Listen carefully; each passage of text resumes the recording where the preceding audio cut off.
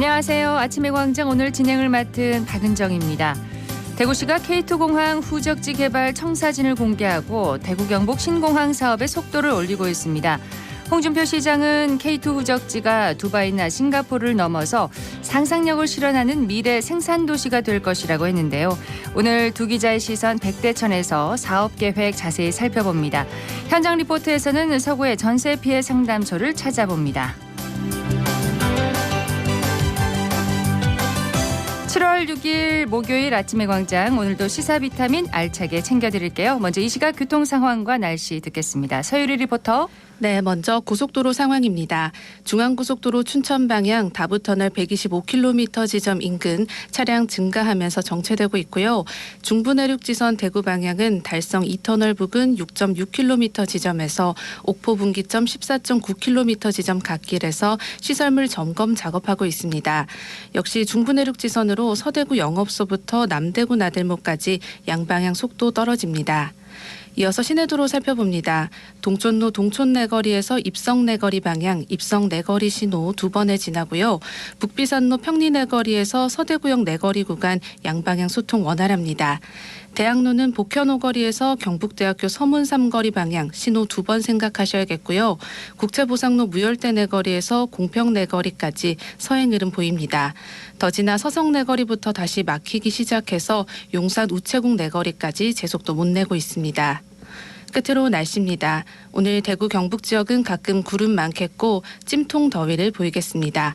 낮 최고 기온 31에서 35도 예상되고요. 습도가 높아서 최고 체감 온도가 33도 이상으로 무덥겠습니다. 폭염특보도 발표돼 있고요. 온열 질환 발생하지 않도록 수분과 염분 충분히 섭취해 주시기 바랍니다.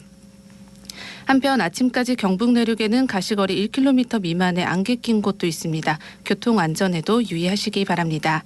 현재 대구의 기온은 24도, 습도는 74%입니다. 지금까지 서유리였습니다.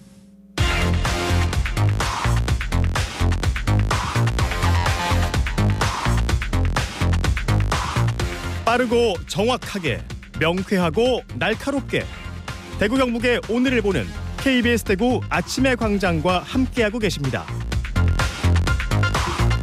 8시 32분입니다. 대구 경북의 조간 브리핑으로 이어가겠습니다. 오늘 아침 뉴스 매일신문의 김윤기 기자와 함께합니다. 안녕하세요. 예, 안녕하세요. 네, 첫 소식은 뭔가요? 예, 어제 오전 대구 군위군 효령면 불로리 불로터널 하행선 인근에서 산사태가 발생했습니다.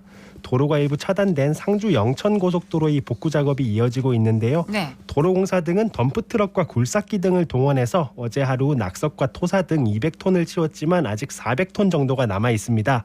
토사를 치운 뒤에는 추가 붕괴 위험 요인을 찾는 안전진단이 진행되고 오는 일요일에야 전면 개통이 가능할 것으로 내다봤습니다. 예, 많은 비로 지반이 약해진 곳이 많습니다. 산사태 위험 지역 철저히 관리해야겠습니다. 다음 소식은요? DGB 대구은행이 시중은행 전환에 나선다고 어제 공식적으로 밝혔습니다. 어제 금융위원회와 금융감독원은 은행 지주회장 간담회를 열고 기존 금융사의 시중은행 전환을 허용하고 인터넷 전문은행이나 지방은행에 대한 신규 인가도 추진하는 방안을 발표했습니다. 네. 은행업계에 새로운 업체를 등장시켜 경쟁을 촉진시키고자 진입 장벽을 대폭 낮추는 건데 단시일 내에 가장 효율적인 방법으로 지방은행이 시중은행 전환을 적극 허용하는 겁니다.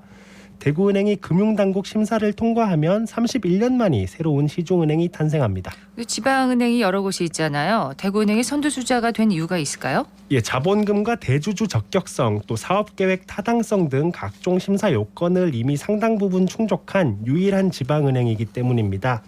현재 6개 지방은행이 모두 자본금 요건은 충족하는데 은행 기준 산업자본이 4%, 동일인이 10% 이상을 보유할 수 없다는 지배구조 요건을 만족하는 곳이 대구은행과 제주은행밖에 없습니다. 네. 이나마 제주은행은 신한금융지주 자회사로 시중은행 전환 실효성이 떨어지는 상황입니다. 대구은행에 상당한 변화를 가져올 수 있겠네요. 예, 이미 대구은행은 수년 전부터 시중은행 출신 인력을 영입해서 수도권 지역 기업에 대한 영업을 강화하는 등 수도권 시장에서 활로를 찾으려는 노력을 계속해 왔는데요. 대구 경북 인구가 감소하는 상황과 정체된 성장에 대한 고민이 담긴 행보였습니다. 네. 다만 수도권 고객들이 갖는 지방은행에 대한 선입견 같은 브랜드 파워 측면에서 아쉬움이 있었는데요. 시중은행으로 전환하면 이런 문제도 개선되고 자금 조달 면에서도 시중은행과 동일한 입장이 돼서 현행보다 유리해질 것이라는 분석이 나옵니다. 또 은행 측은 시중은행 전환이 이루어지더라도 본사는 대구에 그대로 두겠다고 밝혔습니다. 이렇게 전환이 이루어지면 시중은행에 걸맞게 영업망도 확충을 해야겠네요. 예, 그 부분이 부담이기도 한데요. 서비스가 모바일 중심으로 옮겨가면서 영업점 숫자 확보가 예전만큼은 중요하지 않은 상황이라 시중은행 전환 비용은 제한적일 걸로 보입니다. 네. 반면 대구은행 자산 규모가 5대 은행이 20% 수준이라서 당장 대구은행이 다른 시중은행만큼의 존재감을 보여주기는 쉽지 않을 것이란 평가도 나옵니다. 네, 대구은행의 시중은행 전환 움직임 앞으로 어떻게 이루어질지 계속 지켜보겠습니다. 다음 소식은 뭔가요? 예, 환경부가 올여름 녹조를 예방한다며 장마 전에 낙동강변에 쌓인 퇴비를 모두 치우기로 했지만 절반도 채 치우지 못한 걸로 나타났습니다. 대구지방환경청에 따르면 낙동강 수계 공유지에 있는 퇴비 야적장 640곳 중 지난달 말까지 퇴비를 거둬들인 곳은 약 40%에 그쳤습니다. 네. 수거되지 않은 곳 370여 곳 중에 절반이 넘는 190여 곳은 아직 주인조차 못 찾았습니다. 이 퇴비에서 나오는 유기물이 녹조의 주요 원인으로 꼽히고 있는데 장마 기간 강으로 흘러 들어갈 수 있겠네요. 예, 축산분뇨 등 퇴비에는 녹조를 일으키는 인과 질소가 다량 함유돼 있습니다. 지난해 말 기준 야적 퇴비는 금강이나 한강에는 50에서 60개밖에 없었지만 낙동강은 1,600개 정도가 있는 걸로 나타났습니다. 상당히 심각한 수준이죠. 그러네요. 이 수거가 잘 안 되고 있는 건 농번기라서 농민들이 협조를 구하기 어렵고 수거된 퇴비를 보관할 부지도 확보하기 어렵기 때문이라는 게 환경부의 설명입니다. 환경부는 수거되지 않은 퇴비에 대해서는 각 지자체를 통해 소유자에게 조치 명령을 내리고 명령을 이행하지 않으면 법에 따라 고발할 계획이고요. 소유자가 확인되지 않으면 지자체가 수거하게 할 방침입니다. 네, 다음 소식 보겠습니다. 대구시 출자 추전기관인 대구디지털혁신진흥원 즉 DIP 직원들이 사전 결제 없이 외부 강의를 나갔다 대구시 감사에 적발됐습니다. 대구시 감사위원회는 최근 DIP를 대상으로 종합감사를 벌여 지적사항 20건을 발견하고 임직원 4명에 대한 징계 및 주의 처분을 요구했는데요. 네. DIP 임직원 40명은 지난 4년간 총 227회에 걸쳐 사전 복무 결제를 받지 않고 외부 강의를 나갔습니다. 대구시는 이를 근무지 무단이탈로 판단해서 기관 경고 처분을 내리고 출장 관리 시스템 도입을 주문했습니다. 근태 관리 외에 다른 지적 사항은 없었나요? 대구시는 DIP가 수행한 19개 연구 사업에서 과제 책임자가 과제 참여자에 포함돼 연구 기여도를 스스로 평가한 사실도 적발해 지침 개선을 요구했습니다. 음주운전으로 면허정지 처분을 받고도 자진 신고하지 않은 임직원 1명은 징계 처분을 받게 됐습니다. 그렇군요. 오늘 아침 뉴스 여기까지 듣겠습니다. 매일신문의 김윤기 기자였습니다. 고맙습니다. 감사합니다. 안녕하세요. 애들한테 스피치를 가르치고 있는 김지수입니다. 요즘은 조리 있게 또 당당하게 의견을 말하고 설득하고 발표하는 게 중요한 시대잖아요. 특히 반장 선거 나갈 때 자기만의 공약을 마구마구 펼쳐서 친구들을 설득해야 되는데 그런 부분들을 도와주고 있어요. 그래서 스피치가 또 중요하기도 하고요. 아무래도 말하는 수업이라서 자유로운 분위기에서 진행을 하거든요. 그래서 장난도 좀 많이 칠 때도 있지만 그 속에서 또 자연스럽게 발표를 할 수 있게 이어가다 보니까 처음에는 발표를 어려워하던 친구들이요. 서로 먼저 하겠다고 저요 막 소리치기도 해요. 그 모습을 보면 뿌듯해지죠. 단지 스쳐 지나가는 선생님이 아닌 또 두고두고 떠오를 수 있는 좋은 친구 같은 선생님이 되고 싶습니다. 스피치는 첫 번째로 중요한 게 자신감이거든요. 아이들이 말을 잘하고 좋은 어른으로 자라려면 어른들도 함께 노력을 해주셔야 돼요. 또박또박 자기 의견을 잘 말할 수 있도록 칭찬 진짜 많이 해주셨으면 좋겠어요. 우리 아이들 파이팅!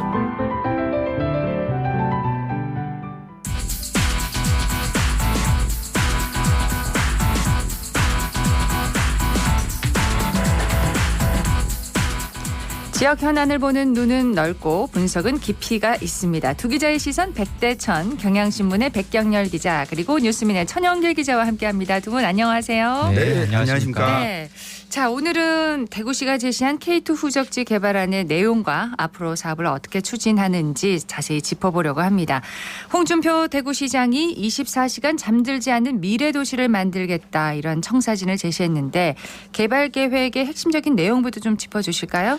네, K2 이전터 우선 처음에 거론됐던 얘기는 이게 주거단지 위주로 신도시 개념으로 좀 만들겠다 이런 예측이 많았습니다. 근데 뭐 다들 아시겠지만 지역의 건설 경기가 많이 안 좋아졌고 뭐 네. 전국적인 현상이긴 하지만 그리고 코로나19 사태도 또 있었잖아요. 그 이후에 대구시가 이제 최근에 밝힌 구상을 먼저 소개를 해드리면 일단 글로벌 첨단 관광과 산업과 관광 또 상업, 금융이 어우러진 글로벌 미래 도시 뭐 두바이를 연상시키는 네. 그런 도시를 만들겠다는 게 핵심입니다. 신도시는 금호관과 연결된 수변 공간과 인공호수 또 랜드마크 건물, 주거단지, 첨단 산업단지, 연구단지 등으로 이제 구성이 되는데요. 도심 속에 있는 7곳의 인공호수를 연결하는 물길이 한 24km 정도가 되는데 이 물길이 신도시를 에워싸는 그런 형태가 된다고 합니다. 관광과 그리고 메디컬, 미래산업, 소호, 디지털 전환, 글로벌 창의 인재 등 6개의 밸리로 좀 나눌 계획인데요. 네. 이를 위해서 공간과 서비스 혁신, 뭐 산업과 환경 혁신 이런 같은 또 4대 전략도 수립을 했습니다. 네, 백 기자님이 언급하신 것처럼 이 금호강 물길과 연결한 이 수로가 이 중심적으로 좀 눈에 띄는데요. 이 중심에는 수성모세 1.5배에 달하는 대형 인공호수를 조성하고 또 수변 공간에는 이 팔공산의 동봉과 서봉을 따서 이 100층 높이의 이 초고층 랜드마크를 짓겠다는 계획입니다. 이 주거단지 비율도 기존 40%에서 14.4%로 대폭 좀 낮추고 예. 이 최고급 단독주택 단지로 조성할 계획인데 이건 역시 이 두바이에 있는 고급 주택 단지를 이 벤치마킹한 것으로 보입니다.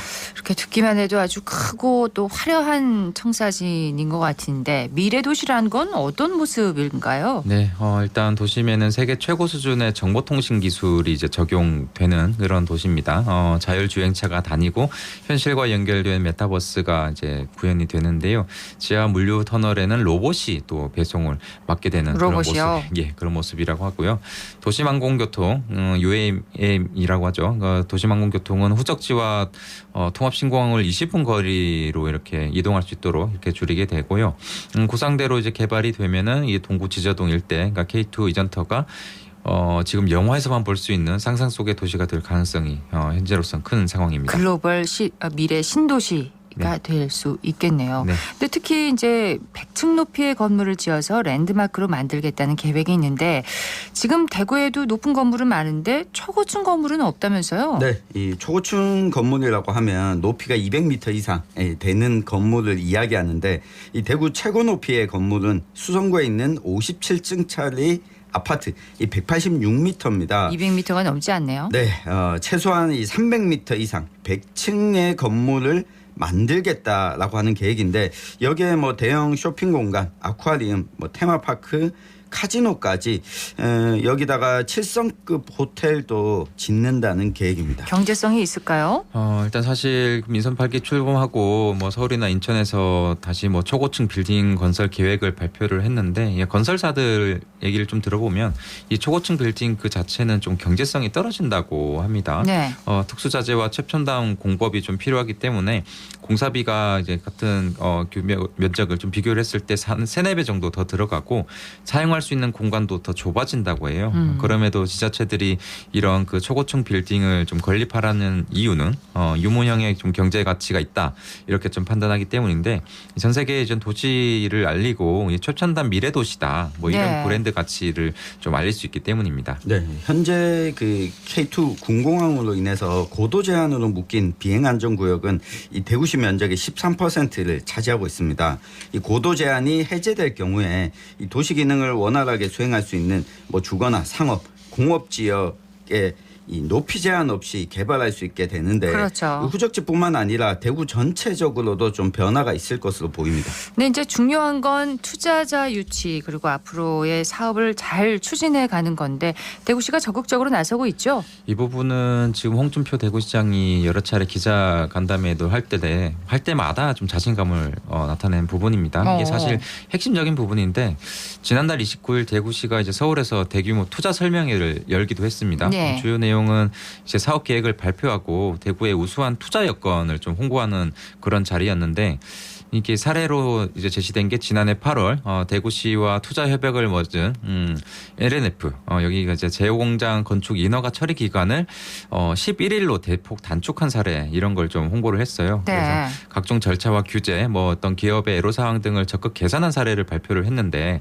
이 관건은 올해 연말 설립을 목표로 하고 있는 이 통합신공항 건설 그리고 K2 이전터 개발을 위한 공공기관, 건설사, 금융기관들의 이제 특수 목적 법인 이제 참여 여부가 달려 있다고 볼 수 있습니다. 얼마나 관심을 가질지가 중요하네요. 근데 특수목적법인의 종합시행사 역할을 해줄 기업이 있어야 하는데 LH와 대구시 간에 불협화음이 나왔다는 건 무슨 얘기인가요? 네, 이 공항 후적지 부지가 워낙 넓기 때문에 이 부지를 하나의 기업이 다 맡아서 개발하기에는 이 비용이 상당히 많이 듭니다. 그렇죠. 그래서 이 LH와 같은 큰 공기업이 좀 참여해 줄 것을 대구시는 그동안 요청해 왔는데요. 이 건설 비용이 11조 5천억 정도 들 것으로 보이기 때문에 LH가 참여해달라라는 이야기를 대구시와 경상북도 이전부터 계속 이야기해 왔습니다. 그런데 LH가 참여 조건으로 이 정부가 매년 실시하는 공기업 경영평가에 부채 비율이 반영되지 않도록 도와달라고 제안을 한 겁니다. 네. 이게 개발하는데 5년에서 6년 정도 토지 보상에 들어가는 막대한 돈이 있는데 결국 나중에는 이게 부채로 쌓일 수 있다는 겁니다. LH도 돈을 가지고 있어서 직접 현금을 투자하는 것이 아니라 이 투자사나 이 은행에 이 돈을 빌리게 되는데 이게 부채로 잡히거든요. 그렇군요. 경기가 좋아서 토지가 제때 잘 팔리면 금방 이게 해소가 되지만 그렇지 않으면 상당 기간 동안은 부채로 쌓이기 때문에 어려움을 호소한 겁니다. 예, 뭐 정 기자가 언급한 대로 사실 그 LH가 정부가 추진하는 사업에 주로 참여를 그렇죠. 하다 보니까 이게 부채 비율이 해마다 높아지고 공기업 경영평가에서 3년 연속 D등급을 좀 받은 상황이거든요. 그래서 홍 시장은 이제 원래 LH가 그런 거 하라고 만든 공기업이 아니냐, LH가 참여하지 않으면 소자원공사에게 좀 하라고 해야겠다, 뭐 이렇게 네. 좀 강하게 의견을 밀고 나가는 이런 분위기가 있었습니다. 근데 이제 지난 3일이었습니다. 홍 시장이 민선 8기 출범 1주년 기념 이제 기자 간담회에서 LH가 신공항 건설 참여에 따라 발생하는 부채는 공기업 경영평가에서 제외될 수 있다, 이렇게 좀 밝혔거든요. 가능한가 봅니다. 일단 정부를 설득한 해법이 있다는 건데 해법이 좀 합리적이고 이건 실현 가능하다면 LH가 또 사업에 뛰어들 수 그렇겠죠. 있지도 않을까 이렇게 예상을 해봅니다. 홍준표 시장이 카지노 도입에도 관심이 많다고 하는데 이게 실현 가능성이 있는 건가요? 네, 뭐 쉽지 않아 보입니다. 최근 OTT 플랫폼에서 공개됐던 이 카지노라고 하는 드라마 때문에 네. 이 카지노에 대한 이 국민들의 일반적인 인식 자체가 그다지 우호적이지는 않는 그렇죠. 분위기거든요. 게다가 내국인 카지노 도입을 위해서는 각종 규제 등을 없애야 되는데 앞서서 전북 새만금과 부산, 뭐 제주도에서도 카지노 도입을 고려했지만 성사되지 못했습니다. 지금 우리나라는 한국뿐이죠? 맞습니다. 이 강원도 정선인데 여기 같은 경우에는 석탄 산업이 사양화되면서 이 폐강 지역에 대한 특별법을 통해서 내국인이 출입할 수 있는 카지노장이 개설되기는 했습니다. 예. 지금 대구시가 그리는 청사진을 좀 보면요, 이게 그 카지노장 개설은 좀 필수적이다 이렇게 보여지거든요. 근데 이제 그 대구시가 특별법을 통해서 규제를 풀 계획이고요. 두바이와 같이 외국 자본을 유치하고 이런 카지노 같은 이제 규제 자유구역 조성을 담는 특별법을 제정하는 이런 방안을 추진할 건데, 네. 이 부분이 좀 현실로 될지는 아직 좀 미지수다 이렇게 좀 보여집니다. 자, 일단 사업 계획들을 쭉 살펴봤는데 그동안 그 군 공항으로 피해가 많았잖아요. 동구 주민들은 이 계획에 대해서 좀 어떻게 생각할지가 참 궁금해요. 작년에 이제 동구 주민들을 대상으로 이제 공항 후적지 관련 설문조사를 했었는데 동구 주민 1,000명에게 그 후적지 개발 방향에 대해서 좀 물었습니다. 공항 후적지가 개발되면 동구에 계속 거주하겠다고 답한 주민이 95.7% 정도 됐거든요. 근데 이제 변수는 대규모 개발 과정에서 어떤 뭐 소음이나 네. 교통 원잡 이런 부분이 좀 될 것으로 보입니다. 개발에 대한 기대감은 높군요. 주민들이. 이게 동구 주민 입장에서 보면 두 가지 생각이 좀 혼재할 것 같습니다. 네. 계속 동구에 거주하겠다라고 하는 게 그동안 소음 때문에 굉장히 환경이 좋지 않았는데 이 부분이 개선된다면 여기에 살겠다라고 하는 건데 이 대규모 개발로 인한 집가 상승에 대한 기대도 있을 거고 그렇죠. 그렇지만 또 다른 소음이 계속 지속된다면 과연 좋을까? 이 생활 편의시설과 문화 접근성이 좀 높아지면 좋겠다. 이런 바람도 담겨 있는 것 같습니다. 주민들은 살기 편한 곳이 되기를 바라겠죠? 그렇습니다. 예. K2 후적지 개발 계획 청사진에 대한 지역 시민사회의 반응은 어떤가요?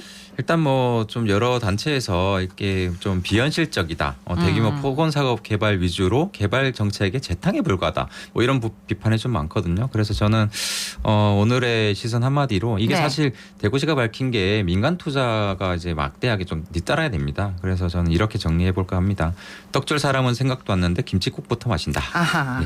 네. 예. 천 기자님요? 저는 정리를 해보면 함께 꾸는 꿈은 현실이 된다인데 과연 지금 후적지 개발에 대구시뿐만 아니라 주민들이 함께 꿈을 꾸고 있는가 질문을 한번 해봤으면 좋겠습니다. 네. 오늘은 대구시가 제시한 K2 후적지 개발안의 내용과 앞으로 사업을 어떻게 추진할지 한번 짚어봤습니다. 경향신문의 백경열 기자, 뉴스민의 천영길 기자였습니다. 고맙습니다. 네, 감사합니다. 고맙습니다.